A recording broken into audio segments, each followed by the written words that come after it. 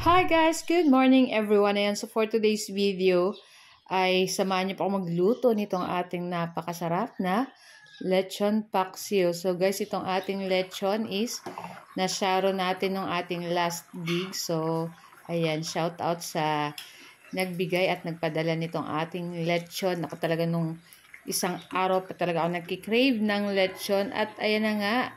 Craving satisfied tayo guys kasi talagang meron tayong lechon ngayon. So tara na guys at samahan niyo po ako magluto and enjoy watching po. So kung bago pa lang po kayo sa aming page, huwag niyo po sanang kalimutan mag-like, mag-follow para palagi po kayong updated sa aming mga bagong video na i-upload. So na nga guys, ito yung ating ulam for today's video. So yung ating lechon, ayan, lagay ko lang guys sa ref. Ayan, kasi hindi ko naman kagad siya niluto. And pagkatapos, ayan, di ba, madami tayong lechon dyan, guys. So, ilagay na natin dyan sa ating pot. Ayan, pagsamasamahin lang natin. So, yung ating lechon na binigay is sa may parteng ribs nung lechon. Saka talagang marami yung balat. So, naglagay ako, guys, ng tubig, ng bawang, sibuyas. Maglalagay rin tayo ng pamintang buo. Siyempre, maglalagay din tayo mamaya ng suka. So, yung gagamitin nating suka dyan, guys, is yung sukang tuba. So, yan nga, naglagay na tayo ng isang sachet na Mang Tomas. Ayan. Nakapagluto na po ba kayo ng ganito? So, ayan at naglagay tayo ng sugar. Pagkatapos, lagay na rin tayo ng dahon ng laurel. Ayan. Tapos, asin, siyempre. So, dapat yung ating lechon paksiw is nag-aagaw yung asim, manamis-namis at yung alat. So, naglagay na tayo ng suka pa dyan at nagdagdag pa tayo ng tubig. So, masarap po para sa akin yung ganitong pakaluto ng lechon. Hindi siya ganong kalapot. So, may sabaw-sabaw. At naku, masarap guys.